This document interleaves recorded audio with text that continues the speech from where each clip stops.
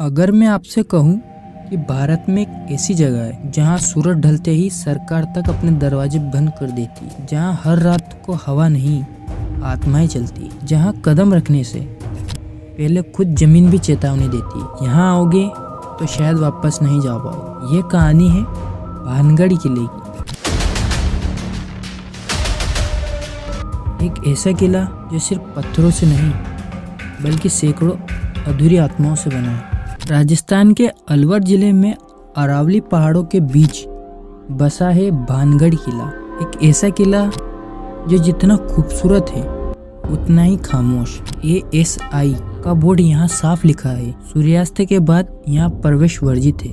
अब सोचो, भारत में हजारों किले पर ऐसा बोर्ड सिर्फ यहाँ क्यों? क्योंकि यहाँ कुछ है, कुछ ऐसा जो वैज्ञानिक भी समझ नहीं पाए और पंडितों ने तो इसे श्राप का नाम दे दिया। लेकिन ये कहानी यही खत्म नहीं होती।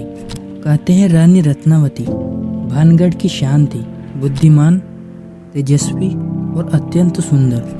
सिंहैया नाम का तांत्रिक उससे प्रेम करने लगा। उसने एक जादुई तेल बनाया जिससे रानी उस पर मोहित हो जाती, पर भाग्य को कुछ और ही मंजूर था।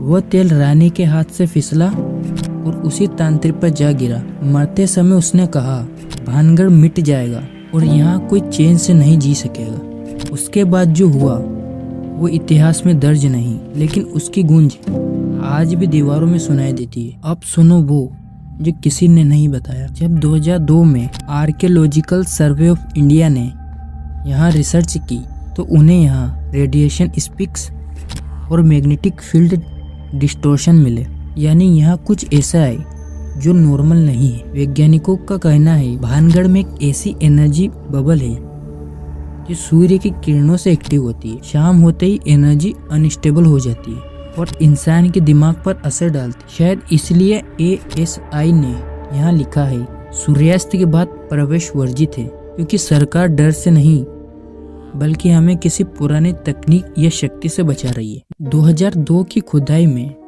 यहाँ कुछ ऐसे सुरंगें मिली जो जयपुर की ओर जाती थी, पर सरकार ने वह जगह रेस्ट्रिक्टेड एरिया घोषित कर दी।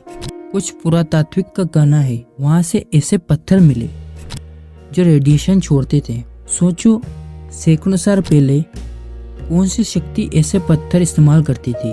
क्या ये एनर्जी स्टोरेज थी या कुछ ऐसा जो आज तक हम समझ नहीं पाए? पुरातत्व विभाग ने पाया कि किले के नीचे एक पुराना नगर दबा हुआ है। मिट्टी के नीचे एक ऐसे पत्थर और मूर्तियां मिली जो 8वीं सदी के आसपास की थी, यानी यह भूमि पहले से ही सक्रिय थी। शायद इसी वजह से जो भी यहाँ कुछ बनाने की कोशिश करता है वो मिट जाता है। यह जगह खुद को बचाती है क्योंकि इसमें ऐसी शक्ति है जो नहीं चाहती कि कोई यहाँ राज करे। अब सवाल यह है, क्या भानगढ़ सच में श्रापित है या सिर्फ हमारे सनातन ज्ञान की एक जगह है जहाँ ऊर्जा अब भी जीवित है? सरकार ने रात में प्रवेश रोक दिया, पर शायद सच्चाई अब भी वही है। हर पत्थर के बीच, हर दीवार के भीतर छिपी हुई है।